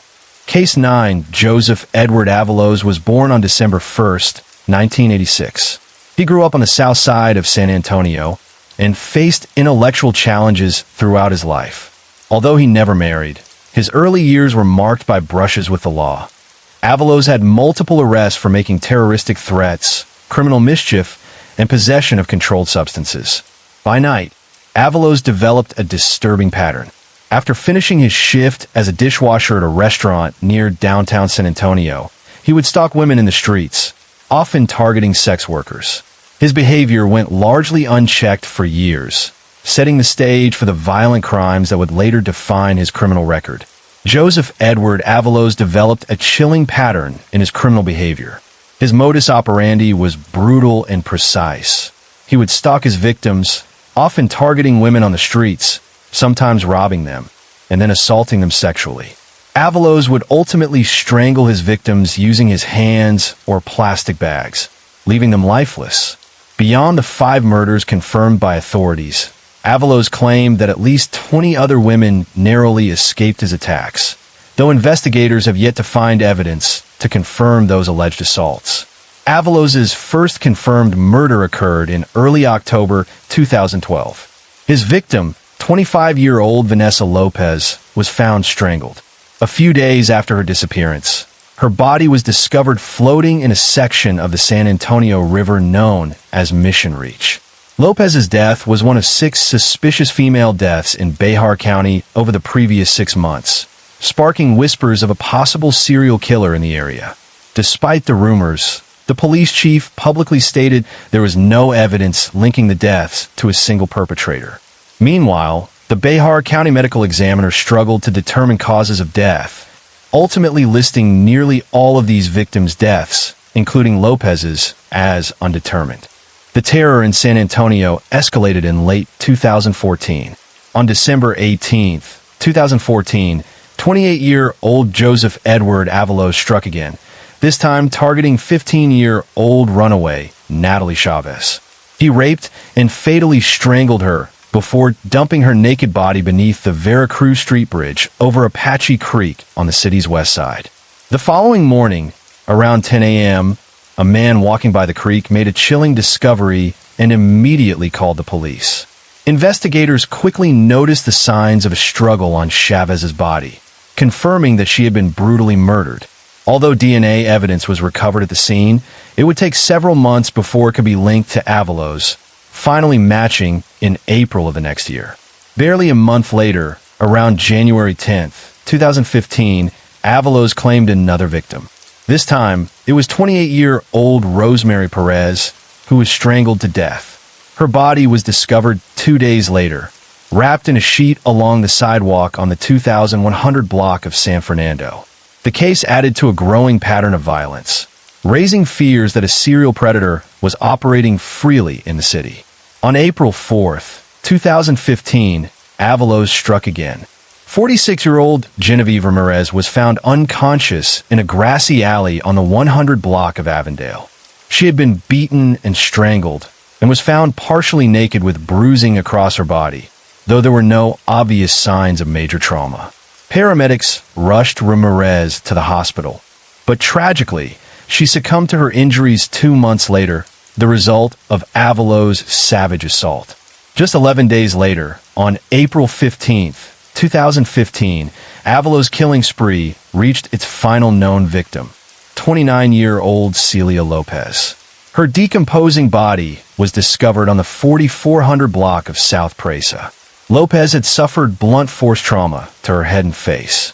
Investigators collected DNA from men's underwear near her body, which would eventually help tie Avalos to her murder. Through this string of brutal attacks, Avalos left a trail of terror in San Antonio, preying on women across the city and exploiting their vulnerabilities.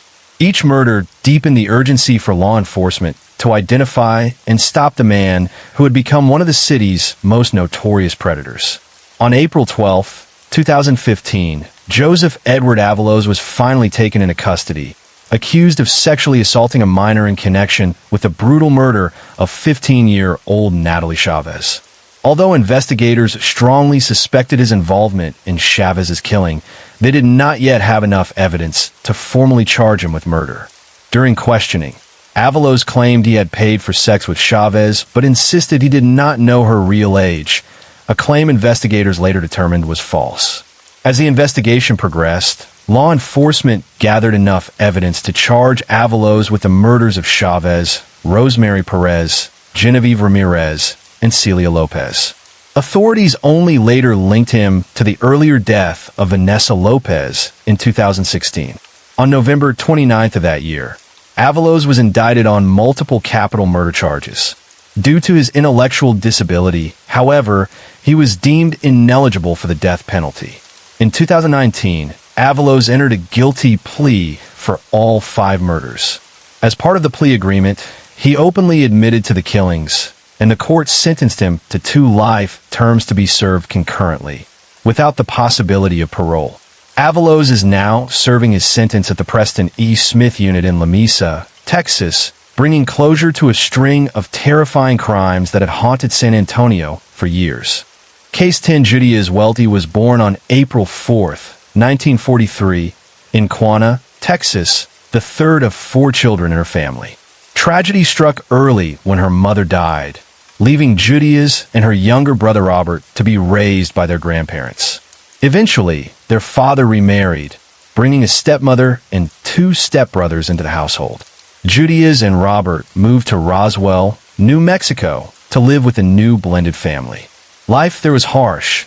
Judy endured severe abuse from both her father and stepmother, who reportedly starved her and forced her into grueling labor. At just 14, Judy reached a breaking point, attacking her father, stepmother, and stepbrothers with hot grease, a desperate act that landed her in prison for 2 months.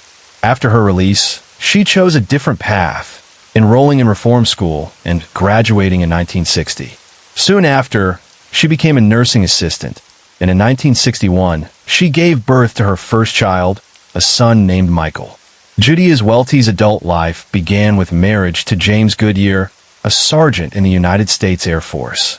The marriage ended abruptly when Goodyear died on September 16, 1971, in Orlando, Florida. At the time, his death was thought to be from natural causes, raising no immediate suspicions. 2 years later, she relocated to Trinidad, Colorado, and began living with Bobby Joe Morris. In January 1978, Morris died after being poisoned, an event that would later draw attention in light of her history. That same year, she legally changed her name to Judias Benoano, a corruption of the Spanish phrase for good year, perhaps referencing her first husband's surname. Around 1980, tragedy struck her family again. Her son Michael, who had long been a source of tension for her due to his birth out of wedlock, fell gravely ill. He developed severe paralysis, leaving him reliant on braces for his arms and legs. On May 13, 1980, Benoano took Michael out on a canoe in Milton, Florida. The canoe overturned, and with no life jacket and burdened by his braces, Michael drowned. After his death, Benoano opened a beauty salon, funded in part by the proceeds from Michael's life insurance policy. By 1983, Judias Benoano had begun a relationship with John Gentry, a wallpaper businessman. But their relationship quickly took a sinister turn. Gentry's car exploded in Pensacola, Florida, leaving him severely injured. While he recovered, police started digging into Benoano's past, and what they uncovered was alarming. Investigators discovered that, in November 1982, Benoano had been telling friends that Gentry was suffering from a terminal illness. But the truth was far more chilling. The vitamin pills she had been giving him contained arsenic and paraformaldehyde, slowly poisoning him. This revelation prompted authorities to exhume the bodies of Michael Goodyear, James Goodyear, and Bobby Joe Morris. The results were horrifying. All three had traces of arsenic in their systems. James Goodyear and Bobby Joe Morris were confirmed to have died from arsenic poisoning. In every case, Benoano had benefited financially, receiving substantial life insurance payouts after each death. With evidence mounting, law enforcement finally moved against her. In 1983, Judias Benoano was arrested on multiple counts, her dark pattern of calculated killings beginning to unravel before the eyes of the law. By 1984, Judias Benoano's deadly trail had finally caught up with her. She was convicted for the murder of her son, Michael, as well as the attempted murder of John Gentry. For these crimes, she received a life sentence for killing Michael and a 12-year term for attempting to kill Gentry. The following year, authorities closed the final chapter on her murderous past when she was convicted of murdering her first husband, James Goodyear. The court sentenced her to death for his murder. In addition, she was found guilty of multiple counts of grand theft through insurance fraud and was suspected of committing several acts of arson, all part of her chilling pattern of using death and destruction for financial gain. Benoano spent the remainder of her life on death row at the Florida Department of Corrections Broward Correctional Institution for Women. On March 30th, 1998, history was made. Benoano became the first woman executed in Florida since 1848 and the first woman in the United States to face the electric chair since 1976. Her final meal was simple yet precise: steamed broccoli, asparagus, strawberries, and tomato wedges, accompanied by hot tea with lemon. When asked if she had any last words, she gave only a single, curt response: "No, sir." Afterward, her body was cremated, leaving behind a legacy of calculated cruelty and cold-blooded ambition. Case 11 Fernando Eros Caro Jr. was born on December 3, 1949, the eldest of 8 children in a family of migrant workers. With Mexican Aztec and Yaqui roots, his early life was marked by hardship. From a very young age, Fernando worked alongside his parents in the fields, enduring long days under harsh conditions and frequent beatings. At school, he was cruelly nicknamed Stinky, a constant reminder of the pesticides he was exposed to while working. As he grew older, Fernando struggled to find a place in the world. The difficult childhood and strict upbringing shaped his outlook, but it was the dark path he would later take that would shock those who knew him. Despite the challenges of his childhood, Caro managed to finish his education and even enrolled at San Diego State University to study civil engineering. However, he dropped out before completing his degree and decided to enlist in the Marine Corps. There, he rose through the ranks, becoming an officer and even piloting attack helicopters. But behind this disciplined exterior, a darker side was emerging. In 1976, Caro committed his first known kidnapping. He abducted a law clerk, dragging her into the desert, where he brutally raped her. For this crime, he was convicted and sentenced to 2 years in prison. After serving his sentence, he was released, setting the stage for the chilling events that would follow. On February 3rd, 1979, 8-year-old Victoria Toria de Santiago stepped out of her home in Fresno, California, to buy a simple loaf of bread. She wasn't alone. With her were her 3-year-old sister, Eva Marie, and her family dog, a little bundle of energy following them along. What started as a normal errand would soon take a tragic turn that shook the entire community. After buying the bread, the girls noticed that their dog was nowhere to be found. Worried, they began searching for it when a man approached them, Fernando Eros Caro Jr., who offered to give them a ride and help in the search. Trusting him, the girls got into his car. But what seemed like a kind gesture quickly turned into a nightmare. Caro kidnapped the sisters, driving them away. Hours later, he released little Eva Marie, having committed a horrific assault against her, while keeping Victoria with him, holding her captive. Caro drove Victoria to an isolated field near Ashland and Leonard Avenues, where he brutally assaulted her. After committing the horrific crime, he left her lifeless body in a dry creek bed. 3 days later, the little girl's battered body was discovered, sending shockwaves through the Fresno community. The murder sent shockwaves through the city of Fresno, leaving its residents in a state of profound grief. People from all walks of life reached out to the family, sending heartfelt letters of sympathy and support. Local businesses and community organizations stepped forward as well, setting up funds to provide financial assistance to the devastated family during such an unimaginable time. The pressure on the police to solve the crime grew steadily. Officers poured all their resources into the investigation, bringing in as much personnel as possible and interrogating countless potential suspects. Yet, despite their tireless efforts, the case stubbornly refused to yield any leads, leaving the community frustrated and anxious. Detectives working the case faced extraordinary challenges. One of the lead investigators spoke candidly about the difficulties, noting that the only reliable witness was a very young child, whose age made it incredibly difficult to extract detailed information. Investigators tried every method they could think of, from analyzing aerial photographs to even employing hypnosis with other witnesses, but nothing provided a breakthrough.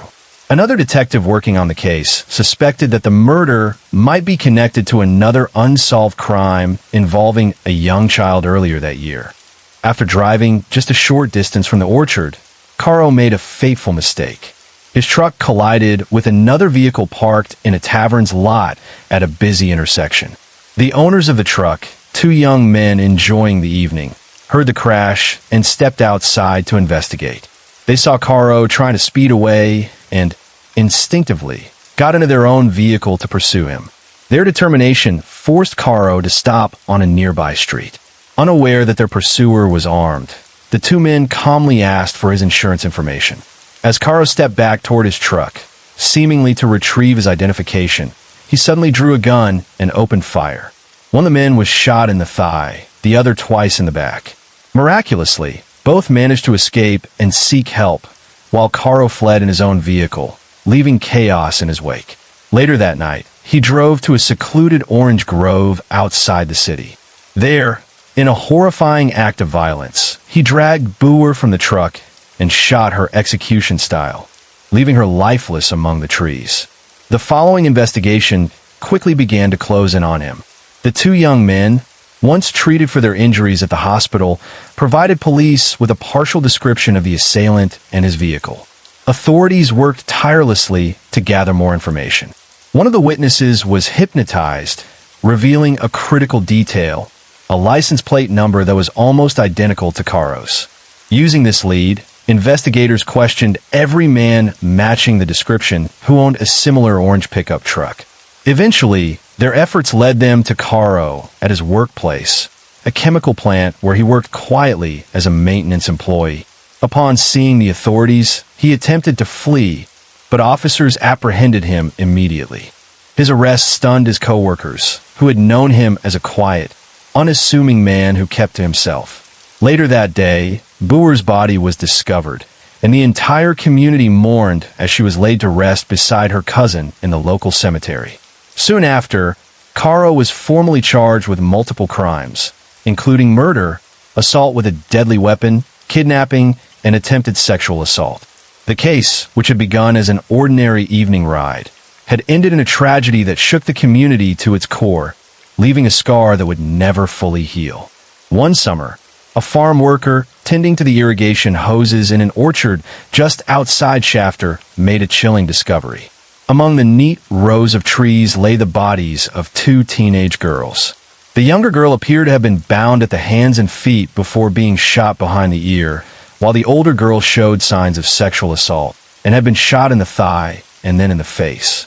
The bodies were fresh, showing no signs of decomposition, which suggested they had been killed only recently and then left in the orchard by their killer or killers. Strangely, the girls carried personal items that might have helped identify them, but none of these led to any answers. With no missing person reports matching their descriptions, the two girls remained nameless, their tragic fate a haunting mystery. In the wake of the Hatcherboer murders, investigators turned their attention to Caro, noting that the gun he had used matched the caliber of the weapon involved in the killings of the two unidentified girls, long known only as Jane Does. While Caro was never formally charged in connection with these murders, authorities in Bakersfield felt confident that his arrest effectively solved the case, allowing them to shift their focus to uncovering the identities of the victims. It wasn't until more than a decade later, when a detective revisited the cold case, that the two girls were finally identified. They were 15-year-old Charlena Marie Simon and 16-year-old Robin Denise Sneed. At the time they vanished, both had run away from their homes. Their families, unaware of the danger they faced, had not reported them missing, believing instead that the girls had simply left to make better lives for themselves. The revelation brought some clarity to the long unsolved case, but also highlighted the tragic circumstances that had left their lives so vulnerable. As Caro faced the possibility of a death sentence, his attorneys requested a change of venue, arguing that the notoriety of the double murder and the intense local media coverage made it impossible for him to receive a fair trial in Fresno. The case was subsequently moved to San Jose. At the preliminary hearing, the two men who had confronted Caro the night of his earlier attack testified about their encounter, while deputies who had arrested him recalled that he had been aware they were searching for him. In a bizarre display of caution, he had shaved his mustache and kept his truck locked in the garage, seemingly trying to evade capture. Later in the trial, Caro's attorneys attempted to separate the charges from the Kern County murders from the ones he faced in Fresno, but the judge denied the motion, even after prosecutors from Kern County stated they would not pursue their charges if he received a death sentence. Ultimately, the jury found Caro guilty of the murders, and he was sentenced to death. Over the years, Caro and his legal team filed numerous appeals in an effort to have his sentence reduced. They argued that his troubled childhood, combined with long-term exposure to pesticides while working at a chemical plant, had caused mental impairments that should be considered in sentencing. In 2002, the circuit court overturned his death sentence and ordered a re-sentencing trial. Despite a request to move the trial away from Fresno County, the venue remained the same. At the re-sentencing, Caro was given life imprisonment, ending the legal battle over his ultimate punishment, but leaving a lasting mark on the families and communities affected by his crimes.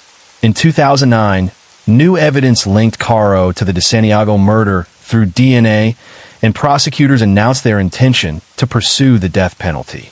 As a result, he remained on death row at San Quentin State Prison while awaiting the outcome of the trial. During his years behind bars, Caro discovered a talent for painting. He developed his skills and eventually sold his artwork through commissions, reaching buyers around the world. A strange and unexpected chapter in a life otherwise defined by violence. Caro's life came to an end on January 28, 2017, when he was found dead in his cell. An autopsy concluded that his death was likely due to natural causes, closing the final chapter on a criminal saga that had spanned decades and left a lasting impact on the families and communities touched by his crimes. Case 12. On a chilly January evening in 1986, 17-year-old Denise Salih, a high school dropout working at a local fast food restaurant in Spanaway, decided to spend some time at the Paradise Village Bowl in nearby Parkland. She went with a friend, and the two of them bowled and laughed, enjoying the distraction from their daily lives. As the evening wore on, her friend eventually left, leaving Denny alone at the alley. When she failed to return home or call her mother, concern quickly grew. By the following day, authorities were alerted to her absence.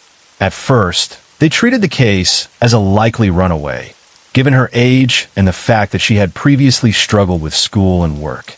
But as the hours stretched into days, the uncertainty surrounding her whereabouts began to weigh heavily on her family, who feared that something far more serious had happened to their daughter on a March afternoon. A man cleaning a vacant lot made a troubling discovery: some discarded clothes stuffed beneath a fallen log.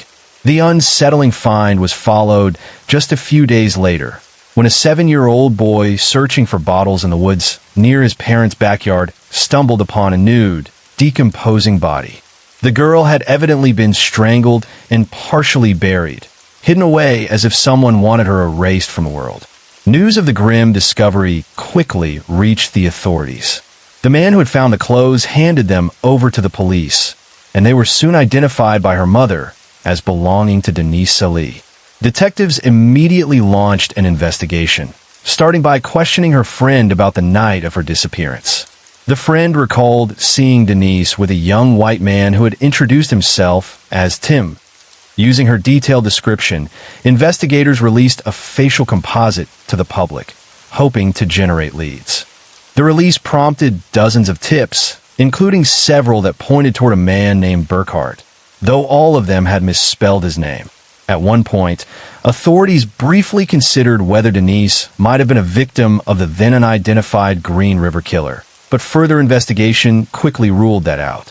Despite the leads, the case eventually grew cold, leaving her disappearance and her tragic death shrouded in mystery for years.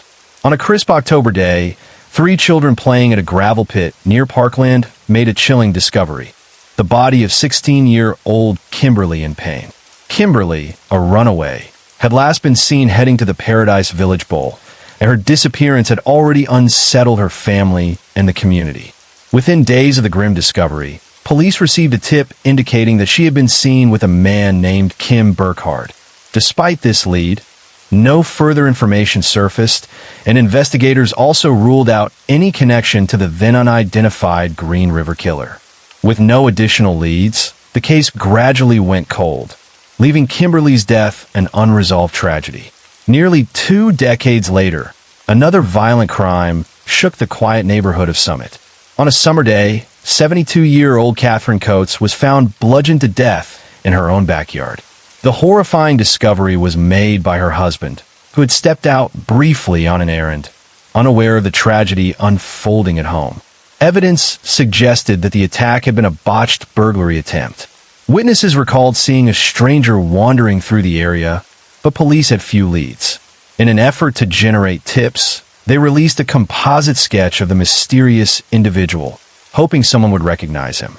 Despite these efforts, the identity of the perpetrator remained a mystery, leaving the community fearful and grieving. 2 weeks later, a friend of 48-year-old Rebecca Nash, an employee of a water delivery company in Kent, went to check on her at her Tacoma apartment and was met with a shocking sight.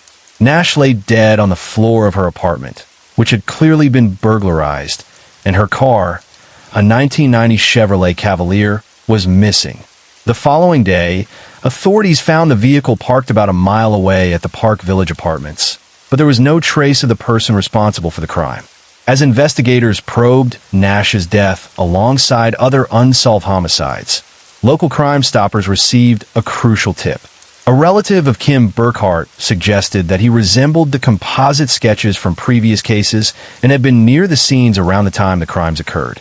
Although authorities were unable to locate Burkhart immediately, they traced several locations he was known to frequent.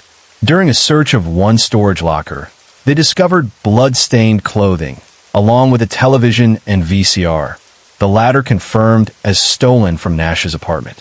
Further digging revealed that Burkhart had even pawned a ring that belonged to Nash, using his real name, tying him directly to the crime. Believing they now had enough evidence to charge him, authorities issued a warrant for Kim Burkhart's arrest and publicly released his name. But just hours later, a man checking on a relative's apartment in Parkland made a grim discovery. Burkhart's body was found in the bathroom.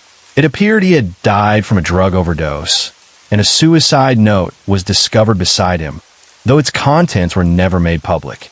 Forensic testing on the body revealed traces of blood belonging to Catherine Coates, confirming investigators' suspicions that Burkhart had been responsible for both her murder and that of Rebecca Nash.